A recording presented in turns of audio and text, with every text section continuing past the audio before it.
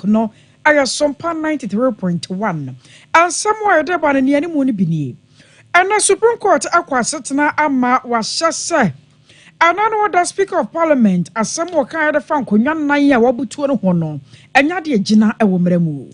And yet, you Ralph and your markings were no Nankoya Don Cassana class captain, Irie Yamanakoya Ketua. Was it in Yamano and every year Rababi, or Dimra a year Juma. And this Yamayokono so naka say what Rosa says no. Supreme Court na sembi obeka bia no Ghana for yetumu bebia wobeka ko. Sana oja ohoya jebi wono na eba abadwaku a wono mutu mampanimfo woda wo ma no wose chini yema no edne ya amanyosem na watufu bi. Electoral Commission adiabasa Ghana Freedom Party amanyoko amami akradon kwache ye ne ne woni hobie mu no. Panyina ananka wakwa akwa no watu Frank ade ama wonom. Ora Philip apia kubi ye born man se Roman father when in krata no e de afrim bibi ntia Roman father ye firine dada obebo gospel wo abato mama yada die ntira no abato komisa se ene se yeyi wo mo afiri mu bia no ensesa bibia. Dr. Alhaji Mahmoud Bomiadiaba wase efre nyame ye adom a afre ya de koka afofre besimu no wono nyame nti obema mpanyini. Nyaminti obema mpani wonemu se wono mu a eda dialysis so sesei nyame asia ba behwe yen wo hia ni betumi ada so bia ma na yeye esanse health insurance fa na ye den ye de ho nsamo ba aseda kwade amamizo and 5G through herbal center womo 3 core capsules awade atare chie Express Group wono so se obese otu kwan ya kwai na won hwemfa ma cloud internet, the fastest internet in the world. Some patch of the so boa, and we have found the Abaka na yancha konafo and Risia adie. 21st clinic was the sciatica expert and the Yamrani wearing Makwa Dwa. One madama so yasen up in a weird cassia boy sham, Negent Hanko former my so I baba som. As one for Ben Wyattanasia, Naya Baba can kind 7 minutes in what do num so a diama wono a yame. Akosuya a jewako dear boating. Mene Trepu my Japia apam dada and semini. Another do Supreme Court aqua setting senior Ghana for any name na nim sem dada no Sunday Rasha Jafia one of your matcher warning yinada ejina a ye nipa makuma kon nanya Emumi sa araso obeko kwantan krana ba konso ede ne ho akwa dom MPP amanyoko na Speaker of Parliament ya wono aye chiamehene e wo ma Ghana Rasha Jafia wagina ne tumi die so aka sa konwa no wadane ade abutu ya e wo ma Ghana ya mamremu na efri sa dano ano NPP amanyoko ya wo mo Rasha Jafia yi Alexander afenyomaken wodi won wani mu no atabira sem no adekoma Supreme Court kira sada bi won mante wo ho ase nam so ntine court no kira nsem woi na wo ma neoma entumi enadi na ede kan asam no court no kra no Supreme Court ade wo hye eba ya na wo kira se Speaker of Parliament na asam no ka ye no entumi enyina na so no asam ko asam oba mrasho dwafie ho no setele edom kuma ya wo mo hwa nim se wo ye NDC amanyoko no wo woda so gina de wo gina se de Speaker of Parliament yaka no eno ana wo mode ye adwuma na ene asagura sasempa eno ede bato monim sa Supreme Court akwa setena no na komo hware mu sa Speaker wonna lawyer fo no bi ba bepie mu na soso na nam se ne bia ama ono amu nso a wansi ho nam so nti wo muto asem no hyeda se ne da duai womba so atena so na fei baby asam ne wono wankasa wom de akwakoto ene mpanyufo makomako enum ajagefo ya wo tena asam so na woto so abato so ntonto hwe se ye betumi ye hunu se aso the Speaker of Parliament ye no anam ne kwa so anase emfamra kwamu no akwako gina 52 na se nipa num womo de womo kira se the Speaker of Parliament ye no emfamra kwamu kura emra no ekasa editia ena emumie no so agina se Speaker nam ne kwa so ejidi oye no wonfom ekwan na wora 52 no akwagina ne dia na se enipa num no ana adi nkunim enam so nti no ababada dwa ama Supreme Court dia to dwa eltro se anano da the Speaker of Parliament kan ye no enamra kwa so kra ya enei enyina biem na Mame Gertrude Tokono wo Chief Justice ewo ma Ghana emu ebra na asane ne kwaso ewo Supreme Court no mumiti sane emu sensem ekoye by court in a majority decision of 5-2 Lovelace Johnson JSC and Amadou Tanko JSC dissenting on the issue of jurisdiction, the plaintiff's action succeeds. The full reasons and orders of the court shall be filed with the registrar by close of day tomorrow, 13th November 2024. This is the judgment of the court. All rise.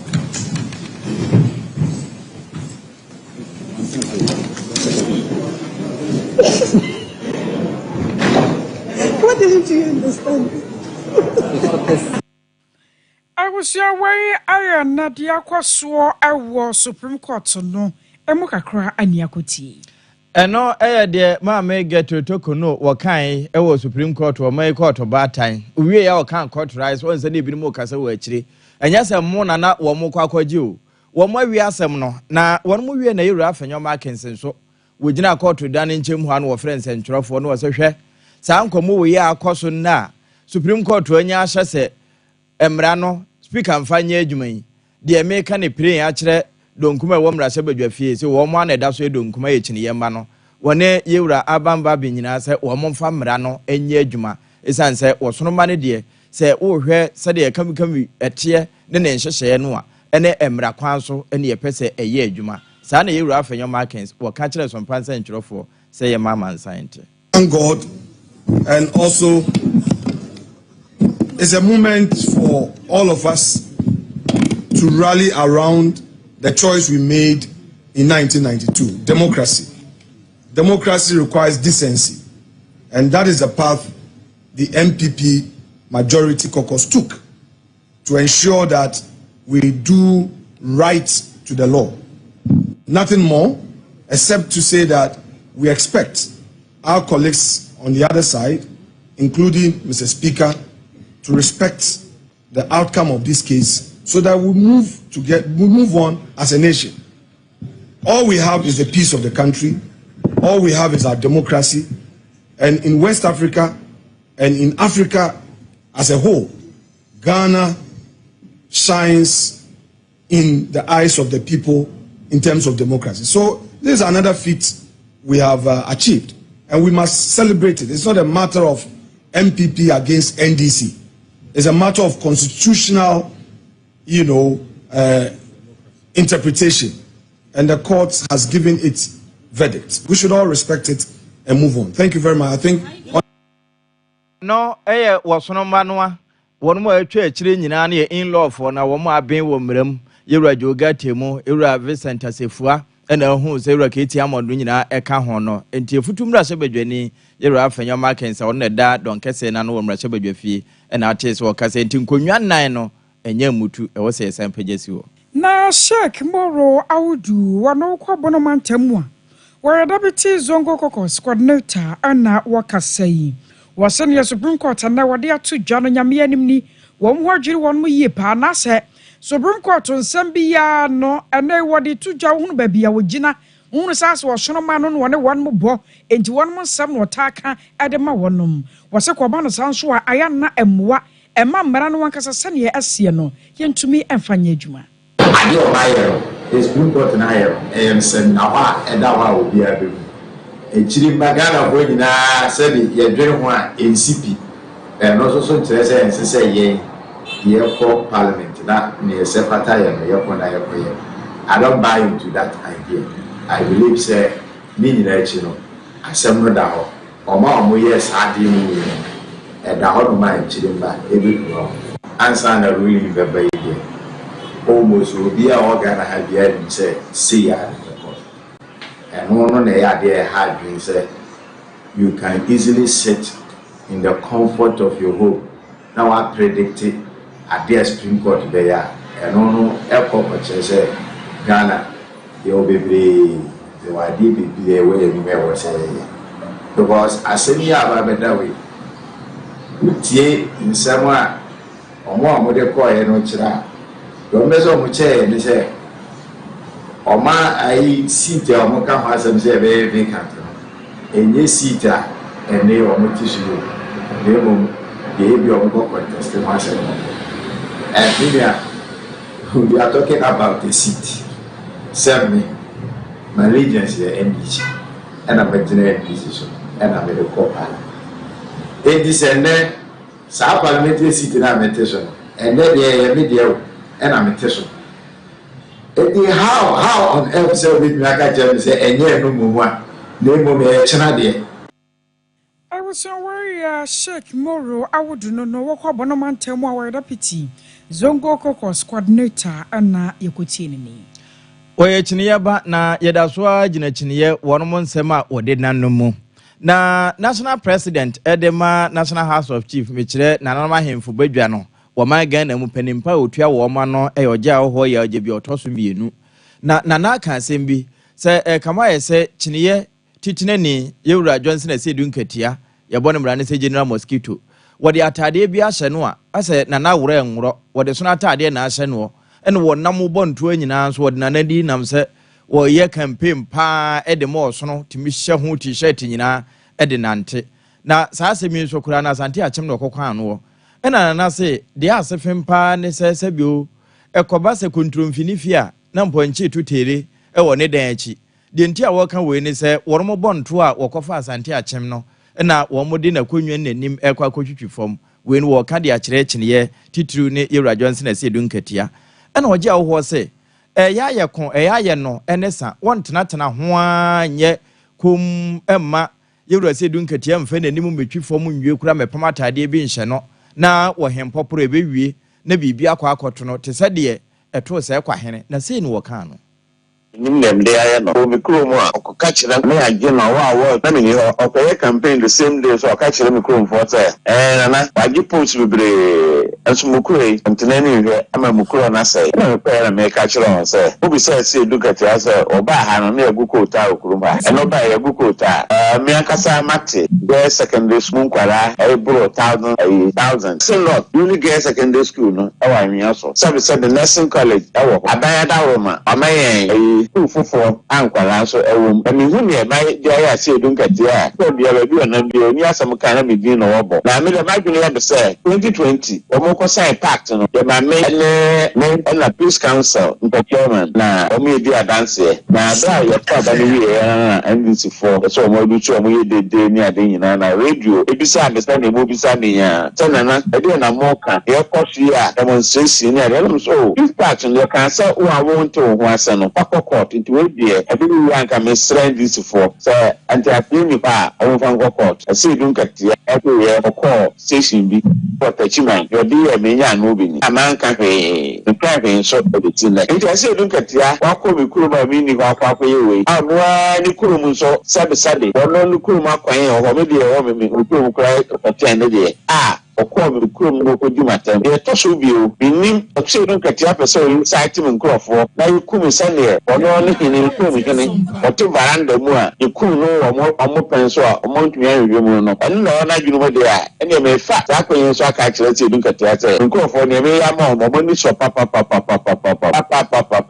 intimate na dwunu se o kansam ai site mi nkrofo agency mi o ye ne campaign ya me nya politician tina me say won fa dance e mara mo anto mo gyan no Asedu nkatia se me ye campaign Asedu nkatia se me share t-shirt because of photo mrai ene mo bia kuta phone yo to make picture otumi ko kasa etumi eche o kasa no Asedu amfamra na wonya me na menton ba bi na Asedu the campaign otumi nya antanase na na mahemfu badwa wo my Ghana mu national house of chief wo president oje ahoho ya jebi otoso mienu na atese wo kasa na ewie no wa mananso ho ene wo beche se afia bato aye ba beto ene menteme ho ase wo mrahye badwa fie no mpeninse anobrebre ema ba ato enti nyade a wo mbetena so ewom se supreme court anya ahya awie nenso kasaye ya na ekanya abufuo enti wo mo ebekoso a ene speaker ne dom no dinkita ho ye se de beye na asem no ebedwo te se bodejo sasa akwenye so asre MP for parliament for the speaker inside reconvene na area council of states we can any speaker kokasa e could do and the name say nti asa ya adwuma otonsa afro the speaker also antonsa emfre parliamentary MPs no na omra parliament na sabe aka na watwumpo na parliament akọwie kọ metwa ya niema bebre e detention na wo mamu so no akọfom na mahemfu badwa o my Ghana de no na otua wo ma no se president e oje ahoho ya ojebi ono nka na ekoti Ana electoral commissioner ane samtrofo akasa awon kramantam ye apanyipa wano na yetete na yededa electoral commissioner ano maame jenmensa wofa akasamu no wakasa ye na ewo no de abato dwa atresa Ghana Freedom Party GFP amanyokuo ya maame akuadonko ateye no ene panyipa ya wo mama na kwanya ama wono ko frankrata senka obetu franka de amanyukuo no Ora Philip apia kubi do no abonma ne se Roman Father ne nkrata no won mantumi anye antom na de ama won manye antom ne nyina no ayese se wo hwe emra ne na ye nafuo du ye wo de ma wo mo no a anokwa wo mo di so pepepe wo de wo nkrata no bai na so na fom so kakra e wo ho Emma wo msa moma kwanya se wo msa so nkoye mbiem na so so mfom so no wana wo ho no kakra wo msa koye ba na se ehon so na mfom so ewo na wo mka so mu di ekira madan de nyina wo makọ de aba akọ de aba ahwa abato da ne beso na mfom so no yenye nwie enam sa yeso ntino Ghana Freedom Party amanyoko no enei wo ma disqualify wo mu a yewura Roman Father nanka wo betu frank ade amanyoko no biemu no entumi amaso saa ebra ma meje mensa wakasa na wo kire mu no ensam de oburu so bi moma yenkotie bi 1992 Constitution and Regulation 13.4 of CI 127, the Commission wrote to the Ghana Freedom Party and provided them a period of 10 days within which to file a new candidate. Article 50 of the 4 of the 1992 Constitution reads, where at the close of nominations, but before the election, one of the candidates dies, a further period of 10 days shall be allowed for nomination. In that respect, the Commission wrote to the Ghana Freedom Party and asked them to present a new candidate within 10 days. In fulfillment of that request, the Ghana Freedom Party presented Mr. Apia Kubi, who was before then the vice presidential candidate to Madam Ekwe Adonko. The party presented him as the presidential candidate of the Ghana Freedom Party. He and the party went on to submit their nomination forms on the 5th of November, and our technical teams went to work immediately reviewing the nomination forms. At the end of the process, they detected a number of errors and some illegalities with the form. The candidate's attention was drawn to these errors, and the party was provided an opportunity to correct them. They did that. In the view of the Commission, it was not in our bosom to provide the political party the opportunity to correct some of the illegalities that we found on the form. In that respect, the party did not draw their attention to it because the Commission does not feel that it is in its bosom to allow any political party to correct illegalities with the form.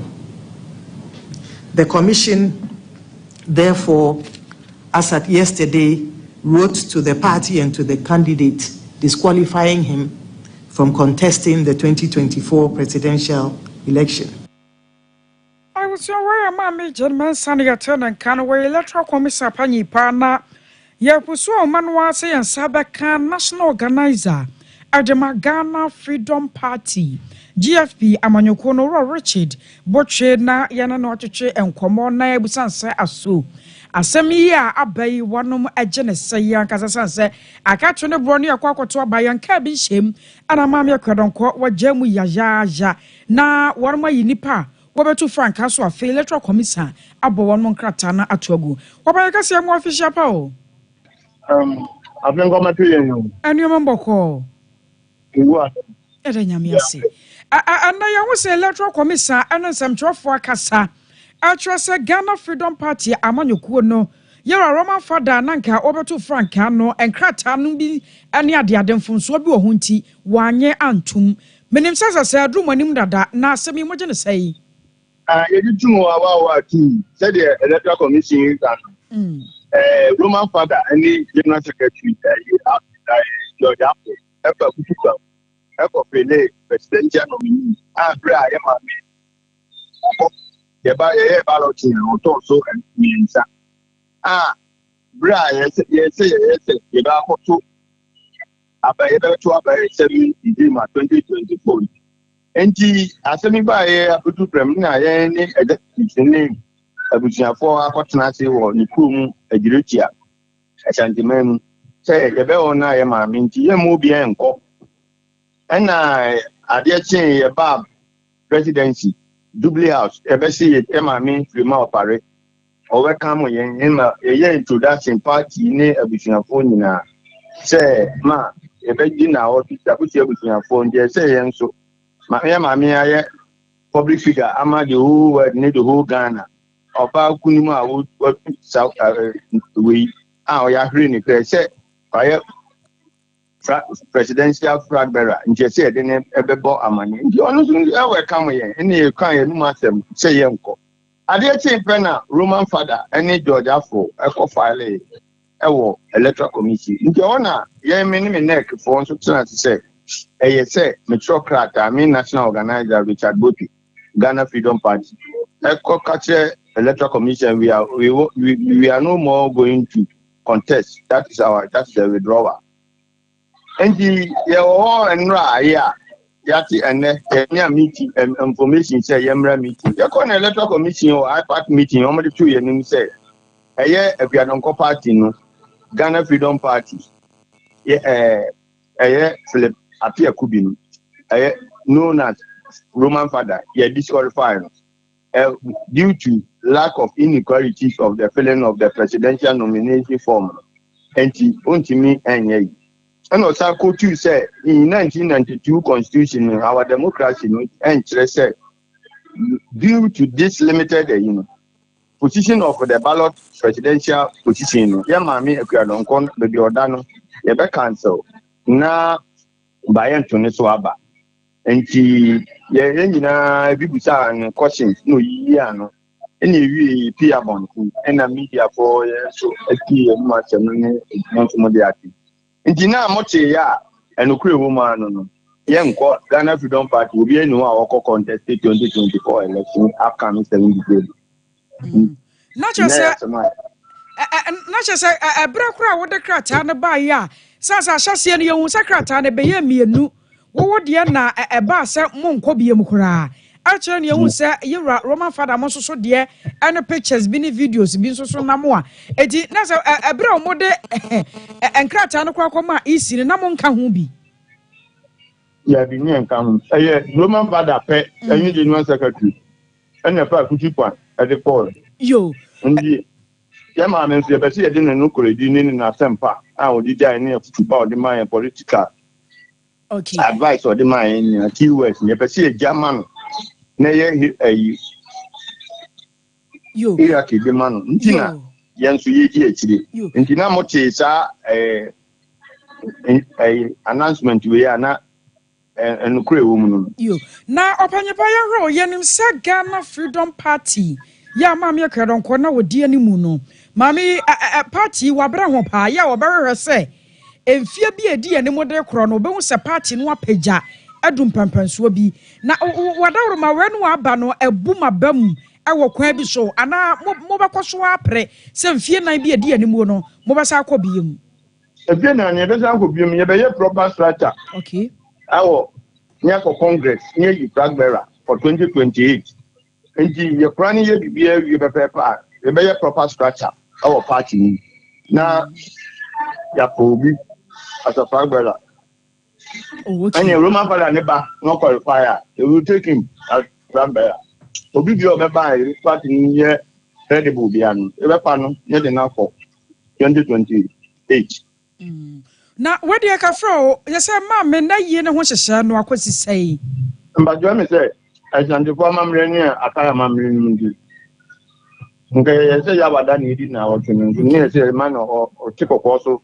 Ntiabusia po ni ade ani atu ase da e se Obama ni ewia ansa na ase ase na wotwe no nti na enkaibo ani amane e wo ho no yo bra no so e ba beta kire na ye kama pa opanya da se no bra no wadaje ndatu yo I was your way a national organizer at the Ghana Freedom Party. Ora Richard the Botche and the Nana Kasaya watch us the Electoral Commission, one marginal our way too. Eno electoral commission no woko IPAC meeting ne na woburo sansemi nyina so na ewie de twato kura wode bepi so ne se ewom se Roman father unqualified nti wo disqualify Ghana Freedom Party de nanso nya de wo mayi edin no de free krata no meda so wo so esan se won ma prenti we wo ha mu chiche modu okono de won ma wie nti ade kye obekono na wo matwam na obi obeto amakua donko party bia no wachim ne duku da so bia na nya de ombekan ede aka ho na enoje mensa ekyerɛkyerɛ babia wo mapemaduru ni de ntia won matu saa na mo. We are here to inform you of the Commission's decision to maintain the presidential ballot as it is. As you may be aware, and I believe all of you have representatives in the printing houses, we are almost 90% complete with the printing of presidential ballots. You are also aware that following the passing of Madam Ekwe-Adonko, we requested the printing houses to cease printing until, the law had taken its course. Now that the presidential candidate or the nominee has been disqualified, the Commission would like to inform you that the printing would proceed on the current ballot as is, in the interest of time and to save this country millions of cedis. And so our task here this morning is very simple. We are not here to change positions. We are not here to reballot. We are simply here to inform you that the Commission intends to notify our printing houses to proceed with the presidential ballot as is. It will proceed with the ballot that bears the name and the image of the name of the Ghana Freedom Party, their symbol, and the image of Madam Ekwe-Adonko. And we believe that a lot of discussions and advertisements will go out to prevent the citizenry from voting for her. So this is our mission here this morning. Asem no na maame jena do kwemensa wetwe ne tiawa no se nyade a wo muso se obia number woda ba bi ada na hwa na abeda na emom Ghana Freedom Party number 3 no na akoto makura wo monkan emfanka ho. I will show you ko ansan foforo na mampanya be de che Dr. Alhaji Mahmoud Bawumia nyina nim se wogusoda ebontoa aye na fuama akoma kodunum nto obo ewa santemantamu na enura ne nto obo de ne kopie mu ewo forikrom ye no wa santemantamu ya ene o mama ne kokasa ya wachro se wono wankasa no wahwe petatakrema hunu se afia yero so pasua obedi nkonim wose akwamfo adunsifo chase asofo nyina ahye ne ho nkom dada enti wagye atum stamp esi so panyan ya nyame ya dom yero so pasua 2025 mampanyi na do woda ne tumi no a wone Dr. Alhaji Mahmoud Bawumia wone mom na tumi no yere be hyene nsa adia na behu ewo eforikro ene wow on December 7th we are sorry Electoral by 12 midnight that the NPP has won the 2024 presidential and parliamentary election. Wow! And I really the people of Doma Asia, Hadia, Diamond, Omoyam Abeshishio, Omoyam Abeshishio. Libya, Adiamalu and area, because here,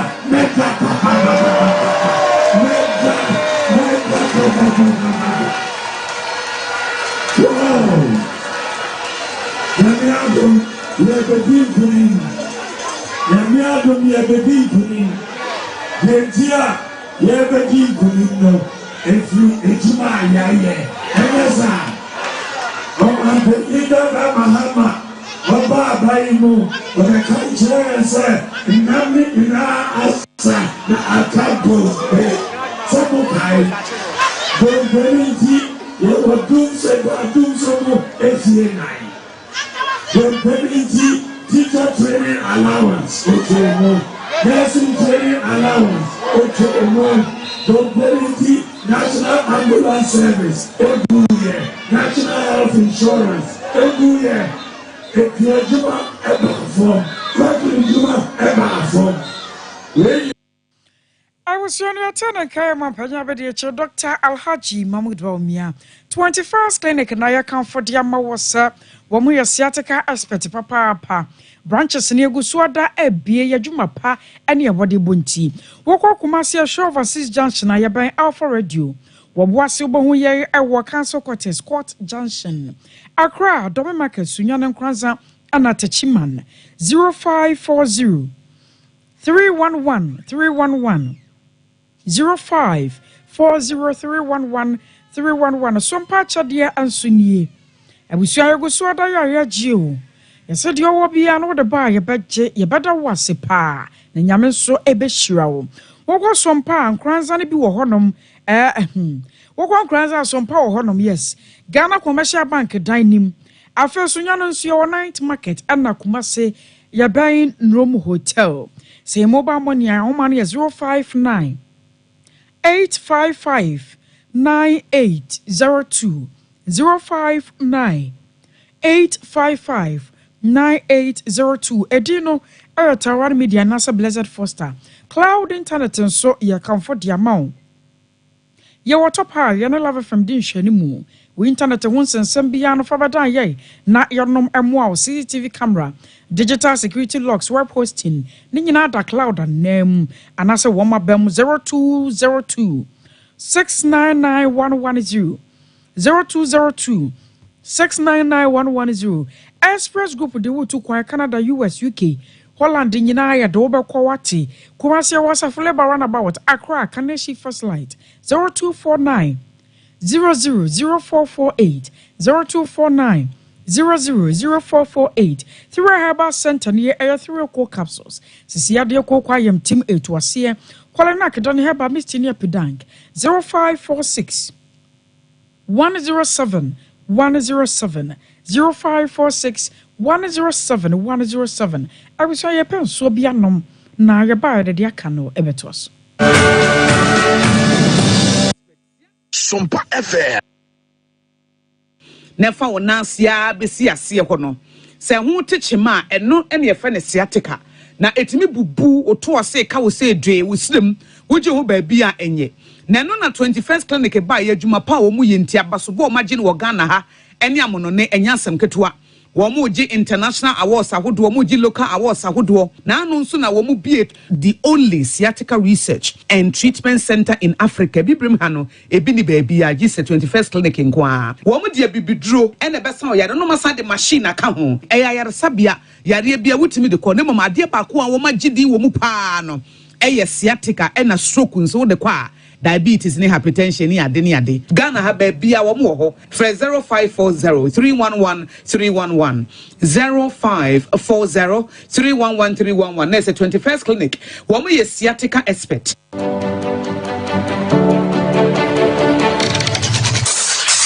Introducing Mixer 5G Sparkling Drink, a whole new refreshment in a can. Mixer 5G is a tasty non-alcoholic drink. It is a perfect companion for all your events, including parties, weddings, and funerals. It is made with green tea, ginseng, guarana, grapes, and grapefruit.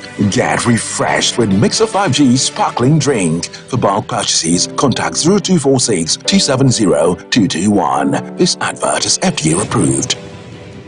Brakasa ye duabon waso a de dwumedi wo nipadua biara pom den ene na brabo mu ne hianye pa enye brakasa nko nuaba ne haban bi te se ko nsusu a abonwono ne dia akeka ho no kura enwanunu ahodo a ekọ animu yi ankasa brakasa ne sa nuaba bi nom ne akeka bobudi afa abefo kwan so a ye de aye brakasa powder siesi nipadua na aba akwa ahodo no ho ban afri mpani yade ne yade ahodo pi ho fa enkodate de ma baako freduane anopa ne anwumre anafa enkodate de ma baako woni nsuhie yeti anopa ne anwumre wobra wadidi awie ubenya prekese powder to Kingswalk Herbal ne Heroes Herbal Accra Okechi Drug Lane Dani Herbal Kumase Mensa Takrade Mose Pharmacy ne Greenlight Pharmacy Sunwane Kashenkari Supermarket Asantwa Herbal ne Bibidro Depot Techiman Sewa Herbal Mampong etufo mfre 0550 19 15-14 prekese powder aduane san yedru FD ahwehwe sankratu mu agiatum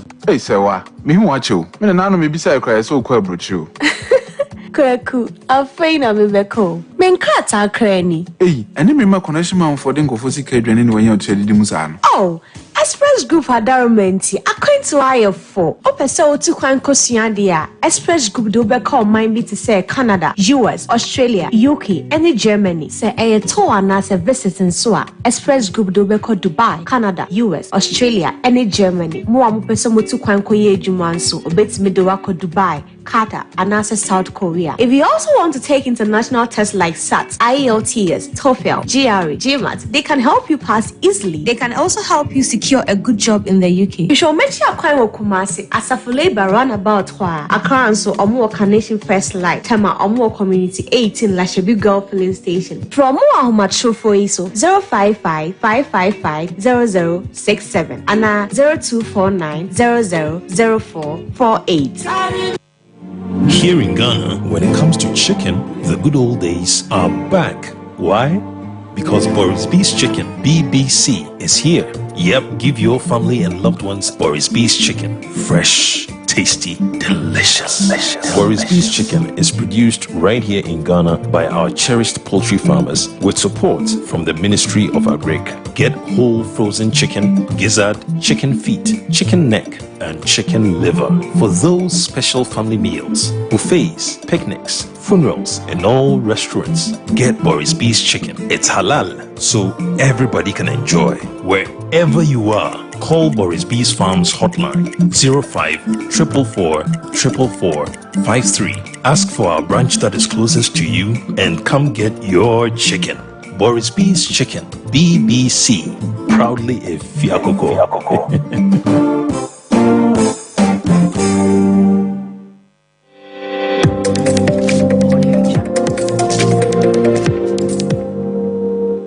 Sompa TV, Emma Akitiapa. Yamuamo Edawase, say, Watchen Yen, a fee yen transam Mampene abadi achire adaji Mahmoud Baumia and Twabon Woguswa was antimantemuna wakopium juso government hospital ho. Ena warden and Kasa ye tujano was a chess Dr. Degetas waka nhubiu. Nano wade go ride by nano ya anyeje. Na wasa kanfo frokura National Health Insurance. Se say dear, baby I will be away dear, nya feni yebebo abumudu wakwa monone. No one said Dr. Kono. Wo fa digitally na wafre na fe waba. No waba hweo eno ye frɛ ne sa ne kyese baby awo bia ne nsa beduru ho no waba besa yade eno ye frɛ ne sɛ telehealth services application na wɔkyerɛkyerɛ mu de yenti bi mra ayaye eye ene abrochiman mu bebre omoni abi ayaye ene Africa nyina no country has that system yeli to ejua ebi enti enya ade kitoa. It is a major development in Ghana. Yaye, inti ibo mwabaso. Adi aye launchi enei ebebua degree because ene nipa degree timi ko hospital. Yare kakrano mwako ukwa na doctors no omoye busy, very busy. Waiting na waiting room for 3 hours, 4 hours before doctor who. Enti na yepese yedi sa tele service yi eba na ultimenya remote access to health services. So Dr. Betumi Afro na because health records in our Betumi Afro health records so onya vitals na ade na we Betumi recommend edru amao and specialist care amao in the context of all of these services. So teleservices no no. Ebe save resources, time and money. Say obi wo ho oko hospital mpo is a problem. Obi wo ho Alhaji Mahmoud Baumia na wɔkyerɛkyerɛ mu nte so kuta phone a wobetumi anya doctor na ba behwɛ bra wotifia wonya mo anan konkɔhwɛ sɛ mpakora ani asopiti ho. Na penia woda health insurance na no Dr. Abwajida Costa na obeche se we de ye de asase na enya nwam ya nhyehyɛ papa aba na nyansa container ho nso ne betimi afiraba. The National Health Insurance Authority is proud to unveil the National Electronic Health Service Application (NASA) in collaboration with the MOH the Ghana Health Service, TRAC, HEFRA, and the Parliamentary Select Committee on Health.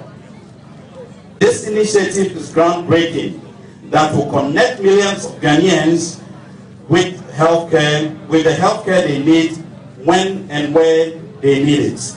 Your Excellency, more recently, we have added some complex diseases on our NHIS benefit package than any other government in the Fourth Republic. Recently, we added dialysis. It was on pilots. And as you announced yesterday, we have actually finished the pilots. And from 1st of December, all kidney dialysis will be free in this country. Dr. Abuajida Costa and artist and watching na we no ebibrem ha nyina Ghana de na dikan ebinya mada na ewie na Reverend Samuel Danso wono siesi asafunu mu no wo edweso wo kasa na obeche se abato afimu na ewe ye hwese yasundua ye wo no ye betimi abo ho ban na yakutamu yie ene anumrei edwaboyi ye danyamia sese o ma se edwabo kasie atumi abaso na kakra ye de to omanfo nyina nim se sa asundwe wo oman mu a ye oman no ye beye bia ebeye yie kakra ye kan se ye hwehwa asundwe da bia ye wo bia ye hwesa asundwe be de hene wo abato a ye betui asofo nye ye kan se onyame asundwe entina obi bia so watimi wakame ye nyini nyina mfanfi ye mu. Reverend Samuel Danso ASCS sofo ejeso na atese wokasai na ekobi ye ofro ho selfish solutions wanum so ayanhwemu de abato dware ya reka ho a na sanempransa so ya wanum ye de afa afia abato ayebato no ho na wode ato dwa ekirese womhwemu nyina achie no wada so gina do gina sakare mampanye ro John Dramani Mahamani NDC abanyoko no na afia abato no mbedi nkunimpa na ebro okoye nhwemu no na wo kirekiremu achira sane ehho hyehye besi bia kono sei edechichiwuye. Long-standing view has been that the current opposition party, the National Democratic Congress, or NDC, is best positioned to secure victory in both the presidential and the parliamentary elections this December. The foundation of this prediction really lies in Ghana's recent economic challenges, which we believe will put the ruling New Patriotic Party, or NPP, at a disadvantage. So if you look at the chart on the left here, you'll notice that shortly after the last election, so in 2020, inflation began to rise rapidly, which has led to a deterioration in living standards across the country in the last couple of years. Given the strong focus on the economy for voters at the moment, the NPP's track record over the past few years is probably going to work against them, tipping the scales in favor of the NDC. I was aware queer from selfish solutions one morning yokoti. Ye uran fifini mantemu na chifumai wano mashefa efa friend say to anko fai na nana otumfo amu asesereku otoso nan ejina en wo kasa se afia bato a Ghana ye kwa akoto no ewom se eguso ebu asundwe dawuro de nanso ye masa asundwe we hia ye ensena asundwe bia yatenenka ne ne ye di kan kura edi djuma na adoma aboa ama wonmo eti asase nso no asundwe abua wo manom bi for my second personal I have na yes no my ma onyame ni season yes asundwe yes say ati bra say Ghana we yaboa for 24 o ma we yes say baba say yes want to party na my money na we are about yes, sir. Yes, Ghana.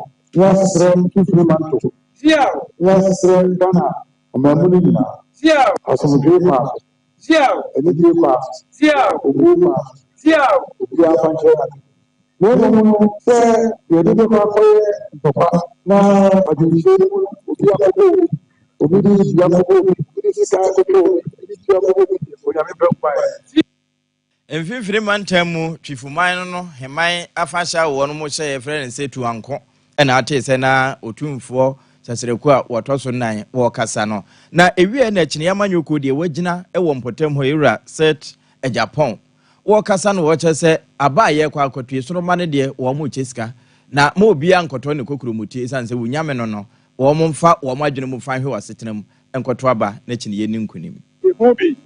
Do better, so be a gun for setting. Say, show what you can yada. And then you are sorry. Scan of what you are doing, and Jamie one of the three. Say, kind of putting some more bread. And don't you best say, come out to about NDC. The mechanic say, candidate to be a white desperate to get a power, who will turn out to be a good leader. And see, so MPP candidates now desperate, not too capable for the Petumia. Yeah, that kind of share what you might want to say. He will turn out not to be a good leader because he's not desperate to get power. We are coming to reset the economy. We are coming to make things better. And you know, the message I share with him is say, Omoto Mababa, His Excellent John Dramani Mahama, Omotoma, lawyer said, the Japan Mensa.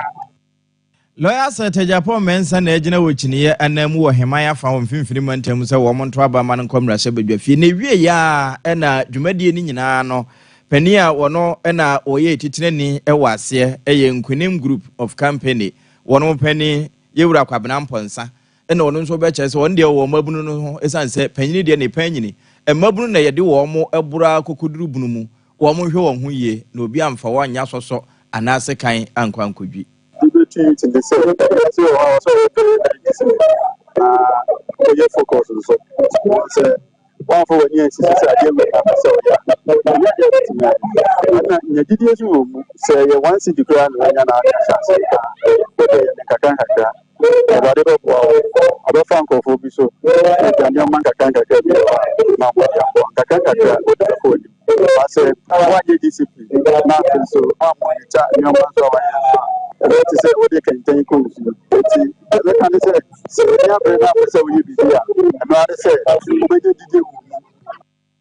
wono na ye titinani ewo tuanko afasha ye hyei ewo heman no ase twifuma nyina ene hyei safen na atabubu jato zongo dagatehene dagatehene mum yes na brebo nantaba ana wakasai wode efutuo ama emaburu nyina akyerɛso wobɛsere pa afia bato aye babato no wone sesika no wana amanyofo pinua de beba ababasa Ghana-fo pinua adwena hye won mukutupa se wonkopagya ballot box ne ade wose ho hia ya nwene ya somdwe ho kane anya sa amanyofo binom ebese ya adwene afuwe so abato afu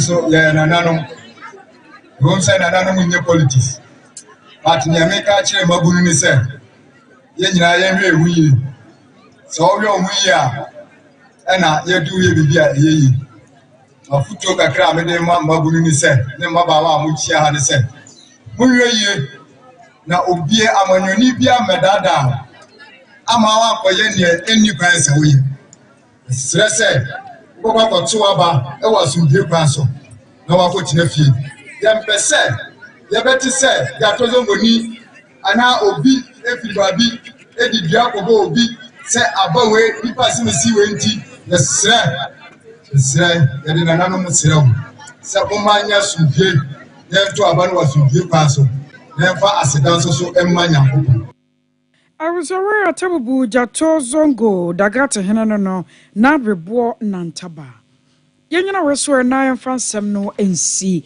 kuku Veronica Jando ya Grace Buzi akosia somwa Reverend Michael Edu eno achi no happy Priscilla edamunyina